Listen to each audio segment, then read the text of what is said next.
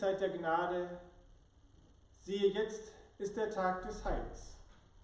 Mit diesen Worten des Paulus begrüße ich euch herzlich zum Gottesdienst am drittletzten Sonntag im Kirchenjahr. Wir feiern diesen Gottesdienst im Namen Gottes des Vaters und des Sohnes und des Heiligen Geistes. Amen. Schwestern und Brüder, herzlich willkommen an diesem wunderschönen, liebligen Sonntag hier auf Sylt. Ich freue mich vor allen Dingen für alle Auswärtigen, dass sie den Weg hierher auf die Insel geschafft haben. Das ist sehr bemerkenswert. Wir wollen heute über Frieden nachdenken, über das, was uns heil macht und auch über das, was uns vom Heil trennt. Vor allen Dingen aber wollen wir die Sonne herbeisingen, dafür brauchen wir kräftige Stimmen. Wir singen hier in der Friesenkapelle immer, ihr wisst es, sehr laut und sehr schön und auch an diesem Sonntag sehr fröhlich 449, die güldene Sonne 1 bis 4.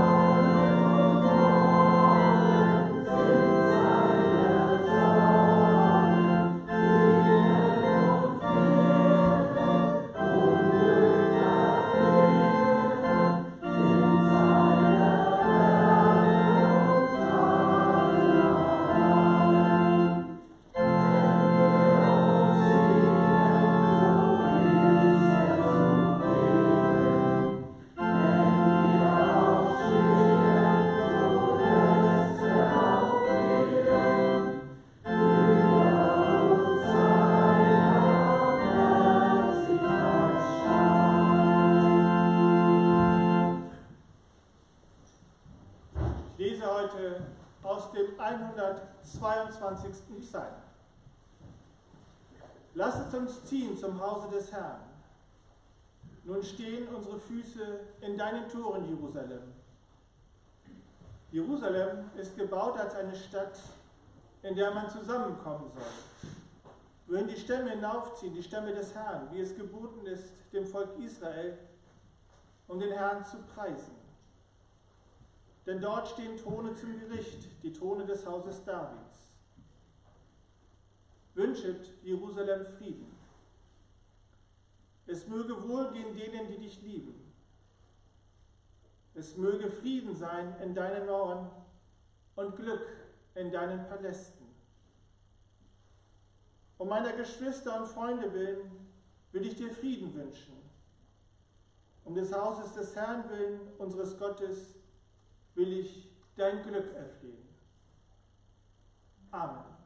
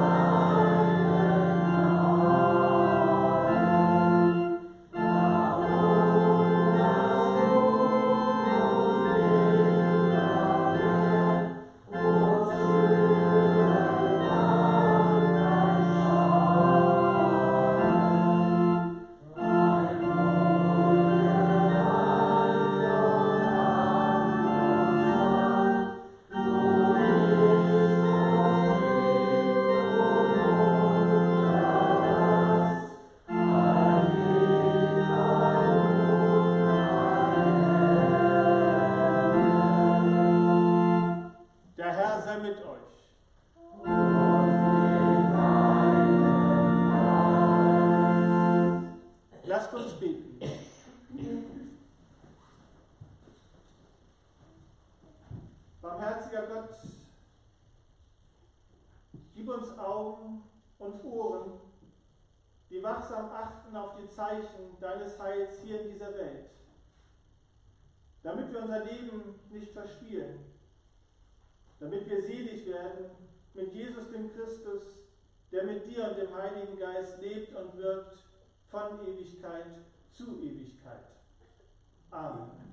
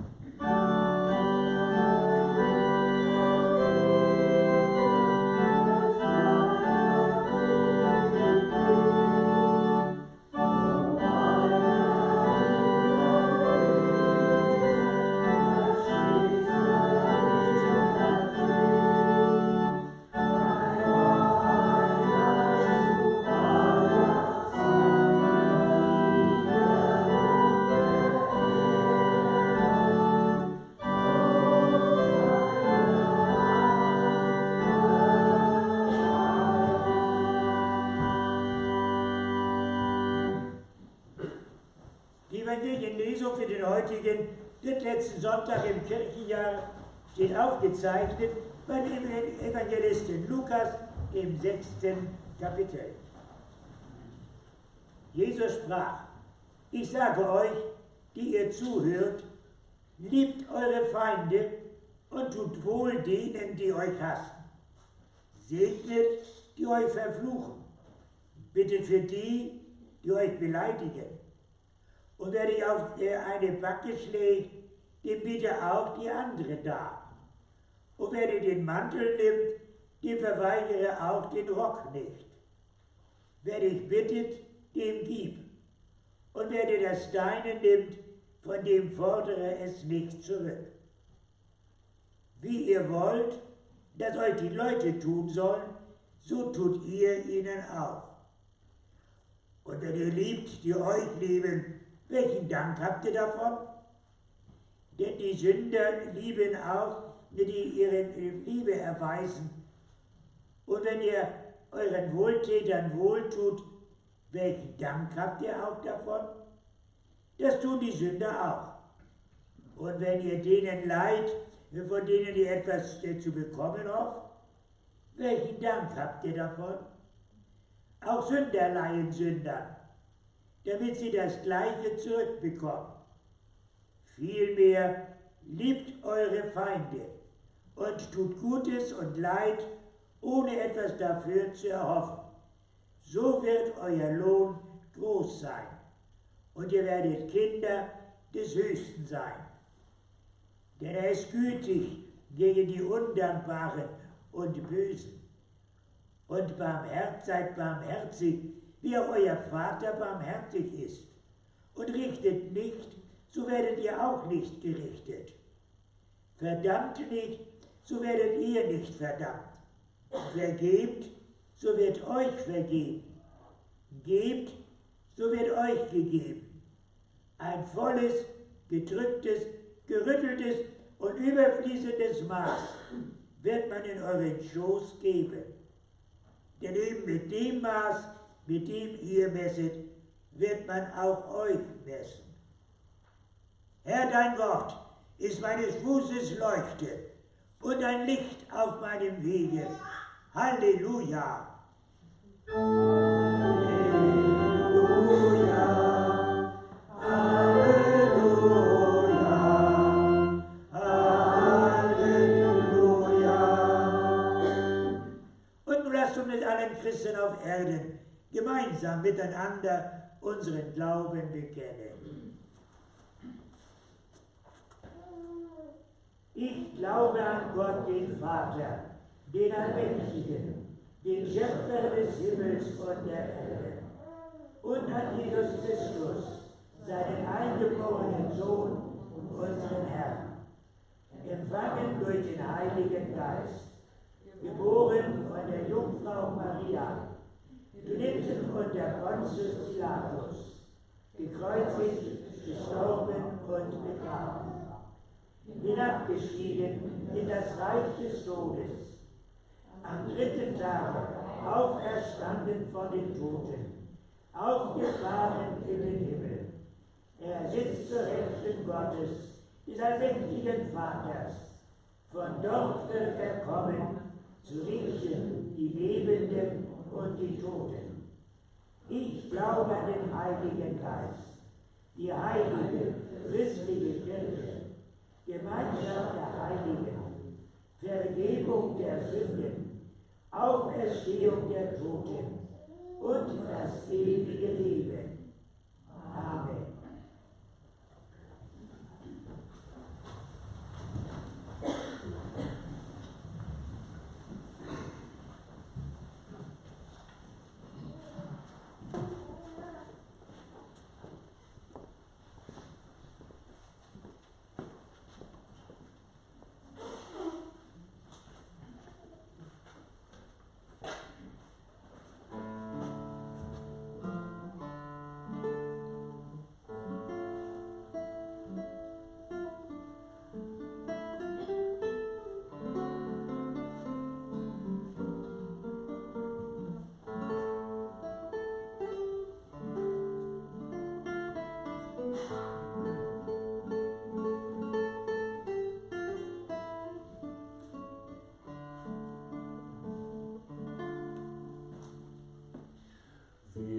wünschen Frieden euch allen. Wir wünschen Frieden euch allen. Wir wünschen Frieden euch allen. Wir wünschen Frieden, Frieden, Frieden aller Welt. Eben du Shalom Aleichem. Eben du Shalom Aleichem. Eben du Shalom Aleichem. Eben du Shalom, Shalom, Shalom Aleichem. Wir wünschen Frieden euch allen. Wir wünschen Frieden euch allen. Wir wünschen Frieden euch allen. Wir wünschen Frieden, Frieden, Frieden aller Welt. Wir wünschen Frieden euch allen. Wir wünschen Frieden euch allen. Wir wünschen Frieden, Frieden, Frieden aller Welt. Shalom Aleichem. Eben du Shalom Aleichem. Eben du Shalom Aleichem. Eben du Shalom, Shalom, Shalom Aleichem.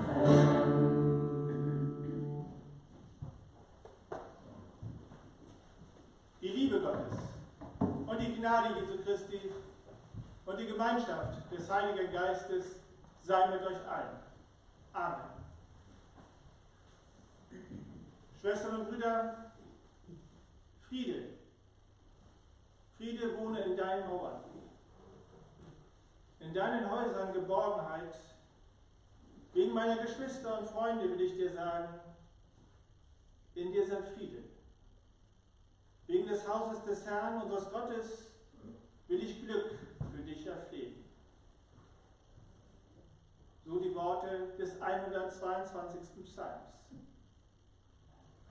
Und in diesen Worten drückt sich aus, was ihr eben gesungen habt, die tiefe Sehnsucht von uns Menschen nach Frieden, nach Geborgenheit und nach Glück.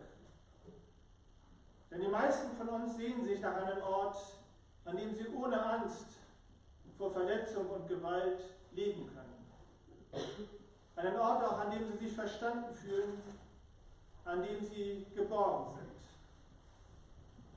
Geborgen, ohne ihre Worte auf die Goldwaage zu legen, ohne Ansprüchen gerecht zu werden, ohne sich verbiegen zu müssen, um anerkannt zu werden. Die meisten Menschen sehnen sich nach Glück, nach der Freiheit, unbeschadet von Sorgen und frei von finanziellem Druck, einfach leben zu können. Sie suchen nach solchen Orten in den Familien, in den Arbeitsstätten, in Freundschaften, Nachbarschaften, in Dörfern und Städten, auch in Kirchengemeinden, in Vereinen und gelegentlich auch in Kliniken und Reha-Zentren, nach Orten, an denen sie heilen, wachsen und aufblühen können. Und wir alle, Schwestern und Brüder, wir sind Teil solcher Orte. Wir leben in Mauern, die nicht trennen, sondern die schützen und die eben dadurch Orte des Friedens sind oder Orte des Friedens sein könnten. Wenn ich euch so anschaue, Schwestern und Brüder, ich bin ganz sicher, bei euch, die ihr heute Morgen in Gottes Haus gekommen seid, da wohnt ganz viel Frieden in euren Mauern. Bei euch fühlen sich Menschen geborgen und sind glücklich. Und ich glaube auch, dass es hier in unseren Dorfgemeinschaften auf Sylt, auch in unserer Kirchengemeinde, auch in unseren Familien oft so ist. Allerdings ist jetzt November. Und im November, da hat man viel Zeit nachzudenken. Und wenn ich länger darüber nachdenke, dann rede ich mit mir selbst und sage, Rainer, du solltest weniger pathetisch und mehr ehrlich sein mit dir. Und dann fallen mir doch einige Ereignisse, Gespräche und Auseinandersetzungen ein und ich seufze, wie schwer machen wir uns manchmal das Leben. Und wie leicht beschwören Eitelkeit, Macht, Verletztheit und Unversöhnlichkeit Konflikte herauf. Und ehrlich gesagt bin ich ganz froh, dass nicht gleich alles nach außen dringt und sichtbar ist. Und die Leute doch den Eindruck haben, bei uns ist die Welt hier in Ordnung. Denn wenn alles nach außen dränge, dann wäre es ja noch schwerer, wieder auf einen guten Weg zu kommen.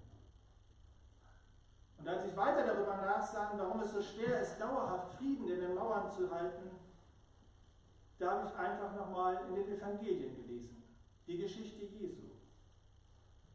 Das fängt an mit dieser wunderbaren Zeit, friedlich, wo er mit seinen Jüngern durch die Lande zieht und es scheint alles zu glücken. Er heilt, die Ränge sind voll, weil die Leute seine Predigten lauschen. Was für ein Traum.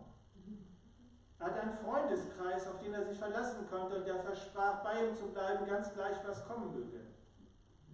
Und dann von einem Tag auf den anderen alles vorbei. Verrat, Zerstörung der Gemeinschaft, Unfriede, Einsamkeit, Leiden und Tod. Am Ende doch die Auferstehung. Der Friede, die Geborgenheit und das Glück kehren zurück. Und Schwestern und Brüder, ist es womöglich so, dass sich dieser Dualismus von Leiden und Auferstehung auch in unseren Gemeinschaften findet? Überall dort, wo wir mit Menschen zusammenarbeiten und leben. Auf der Leidensseite stehen dann die Konflikte und Spannungen, stehen auch unsere eigenen Begrenzungen und die Grenzen der anderen. Steht unsere Liebesunfähigkeit und die Liebesunfähigkeit der anderen. Und dort auf der Leidenseite steht auch das Ringen, diese Unfähigkeit zu überwinden. Und solange diese Seite dominant ist, sehnen wir uns nach Liebe und Frieden. Auf der Auferstehungsseite stehen die heilenden Erfahrungen. Dort glückt Liebe und Beziehung. Dort gelingt Gemeinschaft und täglich erleben wir, dass Menschen heilen, wachsen und aufblühen. Auch wäre es nicht schön, wenn es immer nur diese Auferstehungsseite in unseren Gemeinschaften gäbe. Und ich bin ganz sicher, einigen von euch gelingt das auch, weil ich sehe, dass ihr gute Menschen seid. Mir muss ich allerdings eingestehen, dass es diese Auferstehungsseite bislang nie ohne die Leidensseite gab. Und das ist schade. Anders wäre schöner. Und umso wichtiger ist mir die Frage geworden, wie ich mit den Spannungen und mit den Verletzungen so umgehen kann, dass sie weder mich zerstören und schon gar nicht jene, mit denen ich zusammenlebe und arbeite. Dass wir auf möglichst schnellem Weg von einer Passionsgemeinschaft zu einer Auferstehungsgemeinschaft werden. Und da habe ich Rat gesucht. Und ich habe Rat gefunden bei einer Ordensschwester, die heißt Clara. Und sie schlug mir 3 Schritte vor. 3 spirituelle und gleichwohl praktische Schritte. Sie fing damit an und sagte, wir alle haben in unseren Herzen ein geheimes Waffenarsenal. Und wenn uns Unrecht getan wird, wenn wir verletzt werden, dann holen wir sie heraus, diese Waffen. Und dann feuern wir um uns. Manchmal ganz dosiert und verhalten. Manchmal aber auch, wenn es besonders weh tut, mit allem, was wir haben. In meiner Jugendzeit war ich ein großer Fan von Charles Bronson. Ich weiß nicht, ob ihr den noch kennt. Der hat so wunderbare Filme gemacht mit ganz tollen Titeln. Spiel mir das Lied vom Tod, Ein Mann sieht rot, Das Gesetz bin ich. Und ich fand es bewundernswert, wie er immer wieder die Ordnung in seiner Welt hergestellt hat. Er tat das mit ganz einfachen Mitteln, indem er die Ordnungsstörer beseitigte. Und etwas aus dieser Zeit ist bis heute zurückgeblieben. Wenn mir oder meinem Lieben Unrecht geschieht, dann sehe ich rot. Zum Glück für meine Umwelt nur innerlich, aber doch durchaus spürbar. Und schon das ist für meine Umgebung manchmal nicht leicht zu ertragen. Diese Ordensschwester hat mir deshalb dieses 3-Schritte-Programm verordnet. Wie gesagt, der erste Schritt ist, wenn du spürst, du siehst rot, Pause machen. Rückzug, Stille. Geh einfach nicht weiter auf diesem Weg. Am besten ist, du wirst in diesem Moment fromm. Toll, dachte ich. Super. Sie sagt, vor dem nächsten Schritt schaue dich um und schaue dich dann im Spiegel Jesu an. Das ist ein wirklich sehr großer Schritt. Denn, Schwestern und Brüder, in solchen Situationen ist mir Jesus ja leider sehr fern und Charles Bronson sehr nahe. Denn wäre Jesus bei mir, würde ich ja gar nicht erst rot sehen. Also Pause, Stille. Jesus und nicht Charles Bronson die Chance geben, mir gegenüberzutreten. Die Gedanken umstellen, meine Seele und mein Herz vor ihn hinstellen. Und schauen, ob Gedanken, Herz und Seele vor seiner Liebe denn und vor der Ewigkeit Bestand haben. Ich habe das mal versucht. Und dann stellte sich bei mir eine Art heiliges Erschrecken ein, ob der Nichtigkeit meines Zornes in diesem Augenblick. Denn weder meine Gedanken und schon gar nicht meine Worte und angedachten Handlungen können vor Gott und vor seiner Liebe und schon gar nicht vor der Ewigkeit bestehen. Der erste Schritt war für mich sehr heilsam und wahrlich kein Ruhmesblatt. Es war ein wirkliches Erschrecken darüber, was in meinem Herzen an Rache, an Wut und an Unversöhnlichkeit wohnt. Aber heiliges Erschrecken bedeutete für mich auch, nicht einfach davor wegzulaufen und es zu verdrängen, sondern es anzuschauen mit dem Blick Jesu. Und der blieb dennoch an meiner Seite. Jesus, der mir die Chance gibt, meine Abgründe zu erkennen und der dadurch in mir die Bereitschaft weckt, mich von seiner Liebe verwandeln zu lassen. Und der zweite Schritt, so sagt mir die Ordensschwester, knüpft an das Evangelium, an diese Worte, die wir eben gehört haben von Pastor Hartung. Segnet, die euch verfluchen, und betet für die, die euch misshandeln. Das ist eine Einladung und eine Aufforderung, die Waffen einfach aus der Hand zu legen. Denn er sagt, mit all deiner Wut und deiner Verletztheit, auch mit deiner Rache und deiner Unversöhnlichkeit, kannst du das Ziel deiner Rache nicht verändern. Und schon gar nicht kannst du in irgendeiner Weise Frieden in deinen Mauern schaffen. Und deshalb starte einen neuen Versuch.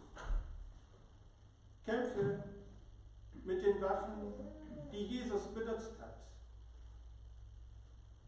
Und tatsächlich ist es mir gelungen, sagt Jesus, Menschen zu verändern. Darum immer, wenn du innerlich in Aufruhr kommst, immer wenn du Wut siehst und die dumpfen Gefühle da abbrechen und sich deiner bemächtigen, dann halte inne, sammle dich, nimm alle Kraft zusammen und segne diesen Menschen, an dem du dich rächen willst. Schau ihn an und dann lege die Hand auf ihn und segne ihn. Und wenn das nicht möglich ist, weil er dich will oder du nicht kannst, dann sprich ein Gebet für dich, ein Gebet gegen alle Gefühle und Regungen im eigenen Herzen. Ein Gebet auch, das dich schützt vor deinem inneren Aufruhr und dir hilft, deinen Widersacher wieder neu in den Blick zu nehmen. Und wenn dir dies gelingt und du so deine Kräfte sammelst, dann wirst du erfahren, dass auch ganz langsam Segen in dein Herz einzieht. Und dass der negative Aufruhr in deinem Herzen verirrt. Womöglich nicht von jetzt auf gleich. Mitunter ist es ein längerer Prozess. Am Ende aber hast du etwas ganz Großes gewonnen. Du gewinnst deine Freiheit zurück. Denn jedes erlittene Unrecht fesselt uns an den Verursacher des Unrechts und steuert so unser Handeln. Und deshalb hilft dieses Segnen und Beten zuerst dir selbst. Es befreit dich von der Fessel des Unrechts, denn wer segnet, ist frei. Er setzt im Konflikt darauf, dass Gott verwandeln kann. Und der letzte Schritt, so sagte sie, ist ein sehr spiritueller. Der letzte Schritt beginnt damit, dass wir unseren Verletzungen und Verwundungen im Leben einen Namen geben. Wir können zum Beispiel heißen Ungerechtigkeit, auch Verlassenheit, im Stich gelassen worden zu sein, ausgeliefert zu werden, vor allem aber nicht wahrgenommen und nicht anerkannt zu werden. Jesus hat diese Passion durchlitten und er kennt die Namen der Verletzungen und Verwundungen. Und wir dürfen darauf vertrauen, dass ihm auch unsere Abgründe des Lebens nicht unbekannt sind und auch nicht die damit verbundenen Emotionen. Und wenn wir denn die Kraft haben, zu ihm zu beten, dann vielleicht mit folgenden Worten. Jesus, du bist mein Herr und mein Bruder. Heile du meine Wunde und schenke mir Frieden und Vergebung. Denn allein schaffe ich es nicht. Ich bin zu schwach in dieser Zeit. Und dann kann es geschehen, dass wir lernen, mit diesen Verletzungen zu leben. Dieser dritte Schritt, ihr merkt es schon, ist nur nötig für Menschen, wie ich es bin. Menschen, denen tatsächlich die Kraft in der Zeit des Verletztseins fehlt. Die Kraft zu vergeben und Frieden zu wünschen. Menschen, die getrieben sind von der Unversöhnlichkeit und Rache. Für die anderen ist dieser Schritt überflüssig. Mich tröstet dabei, dass Jesus selbst in seiner Verzweiflung, nämlich als er am Kreuz war, auch zu einem Fürsprecher gebetet hat. Er betete, Vater, vergib du ihnen, denn sie wissen nicht, was sie tun. Vielleicht hat er so gebetet, weil auch er nicht mehr die Kraft hatte, selbst zu vergeben. Schwestern und Brüder, diese 3 Schritte sind kein Allheilmittel gegen Verletzungen und Wunden. Denn die bleiben und mit ihnen auch mancher Schmerz. Dies lehrt uns die Erfahrung. Sie schützen auch nicht davor, Ruhe zu sehen, aber meine Erfahrung ist, diese Schritte können helfen zu versöhnen mit uns und unseren Widersachern. Sie können helfen, selbst zu handeln, statt zum Handeln getrieben zu werden. Sie können bewirken, dass mehr Frieden und weniger Krieg in unseren Mauern wohnt und dass wir selbst Geborgenheit und Glück ausstrahlen. Mit einem Satz gesagt, sie können helfen, dass weniger Passion und mehr Auferstehung in unseren Gemeinschaften spürbar ist. Denn Friede wohne in deinen Mauern, in deinen Häusern Geborgenheit und Glück will ich für dich erflehen. So sei es. Amen.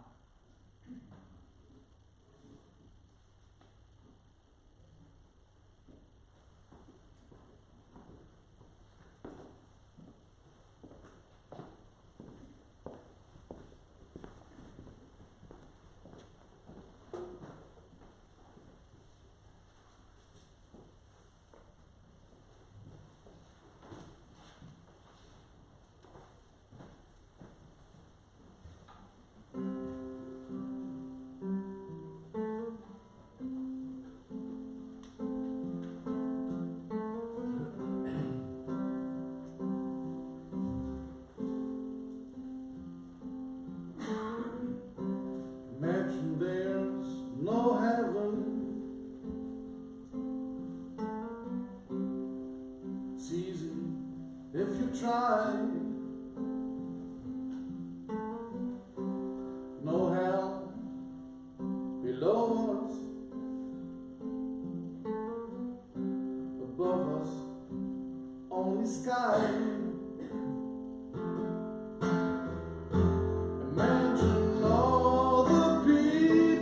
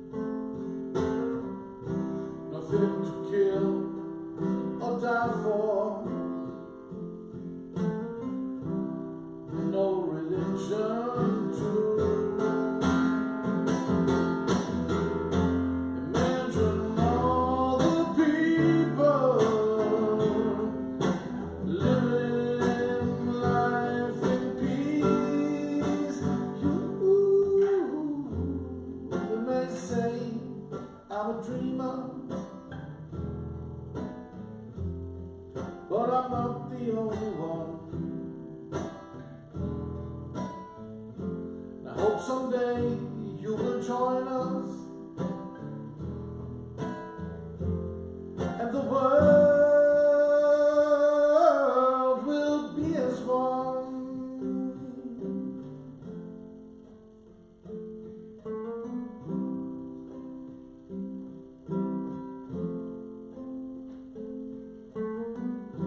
Imagine that no possessions.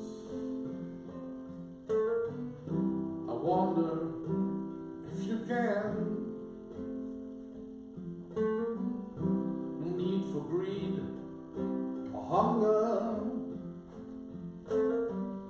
a brotherhood of man. Imagine all the people sharing all the world. You may say I'm a dreamer, but I'm not the only one. I hope someday you will join us, and the world will be as one.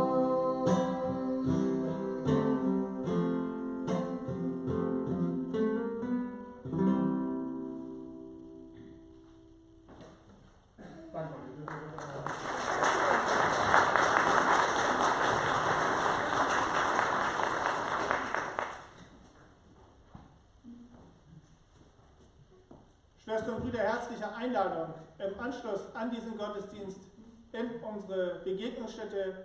Dort werdet ihr schon von Tini erwartet. Es gibt zu essen und zu trinken und vor allen Dingen die Gelegenheit, miteinander ins Gespräch zu kommen. Wir werden gleich noch kräftig singen und ihr müsst euch vorstellen, hinter diesen dunklen Wolken, da ist ganz viel Sonne. Morgen um 9:30 Uhr, da trifft sich die Krabbelgruppe bei uns im Pastorat. Um 15 Uhr die Grundschulkinder zum Töpfern und um 20 Uhr das Konzert in der Friesenkapelle. Morgen spielt Jupp Hohensack sein Konzert Boogie in the Church. Oh ja. Am Dienstag um 8:30 Uhr, da trifft sich Tante Frieda, dahinter verbirgt sich die Demenzbetreuung, die wir hier in der Kirchengemeinde an jedem Dienstag anbieten, um die pflegenden Angehörigen zu unterstützen. Um 19:30 Uhr laden wir am Dienstag herzlich ein zum Bibelkreis unter der Leitung von Pastor Hartung. Und dort wird das Thema sein: Wie werde ich vor Gott gerecht? Dienstag 19:30 Uhr.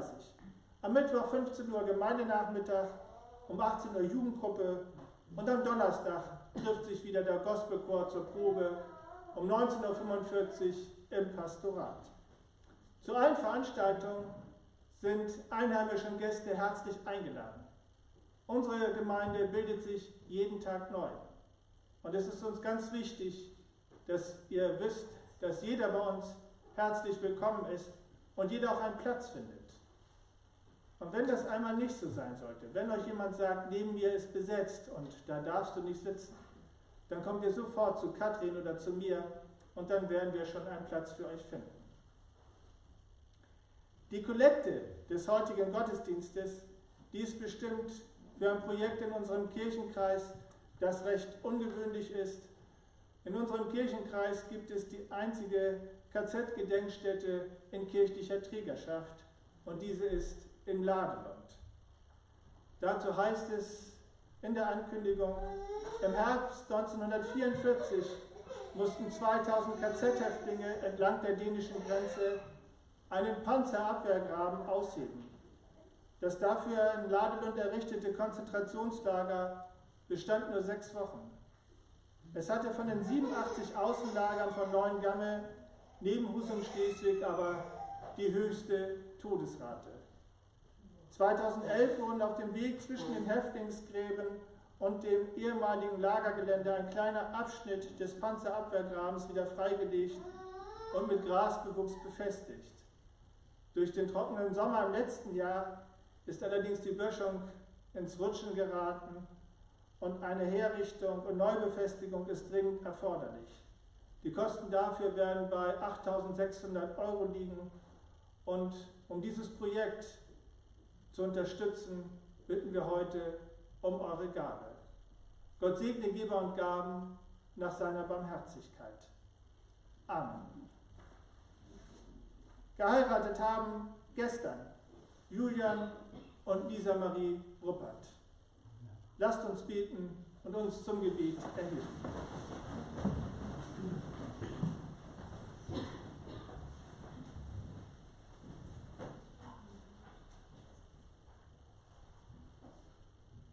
Du barmherziger Gott, du hast Julian und Lisa die Liebe finden lassen.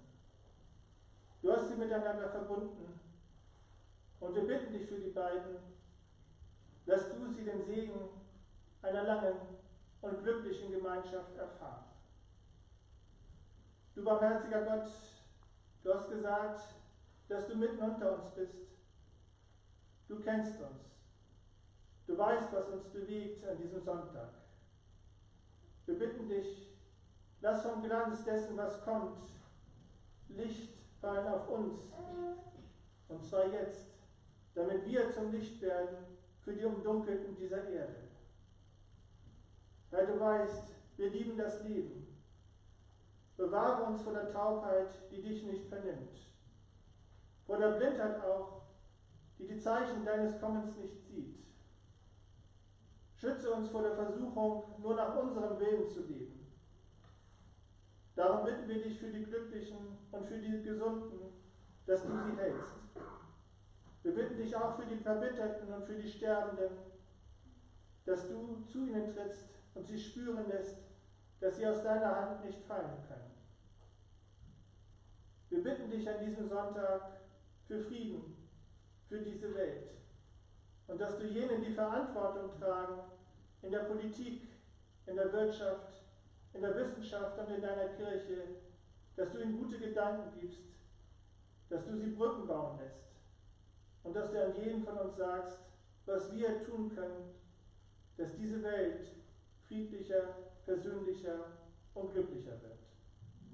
Und was uns darüber hinaus bewegt, an Dank und an Fürbitte, das lasst uns in der Stille vor Gott bringen.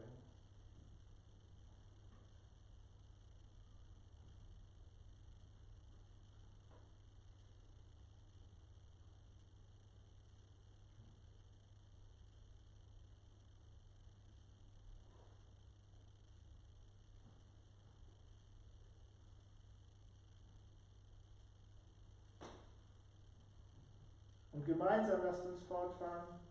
Vater unser im Himmel, geheiligt werde dein Name, dein Reich komme, dein Wille geschehe, wie im Himmel, so auf Erden.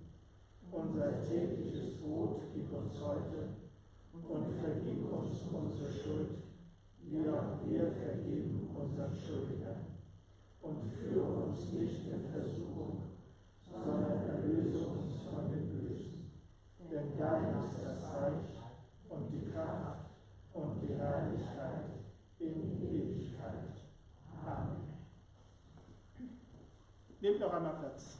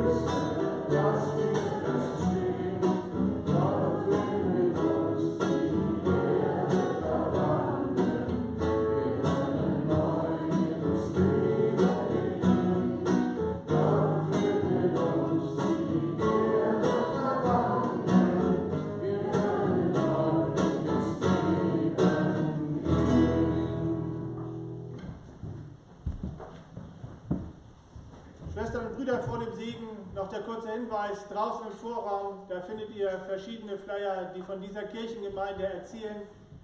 Dieser Flyer zum Beispiel erzählt von der Ferienwohnung, die die Stiftung Userg, unsere Kirche, angeschafft hat. Und wenn ihr zu Gast seid auf Sylt und ihr wisst nicht, wo ihr das nächste Mal unterkommen könnt, dort könnt ihr Urlaub machen für einen guten Zweck. Denn die Stiftung, die überweist die Beträge 1:1 an die Kirchengemeinde und davon können wir ganz wichtige soziale Arbeit finanzieren.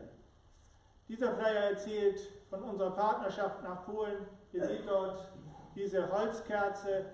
Wir haben seit 33 Jahren eine intensive Partnerschaft mit einer Gemeinde in Masuren in Sorquitten und haben dort ein Haus der Völkerverständigung mit der Gemeinde zusammen errichtet. Und dieses Haus heißt Masylta. Wenn ihr wissen wollt, was sonst in der Kirchengemeinde hier los ist, dort ist ein Flyer auch, der heißt So sind wir. Jetzt genug vom Werbeblock und jetzt bitte ich euch zum Segen zu erheben.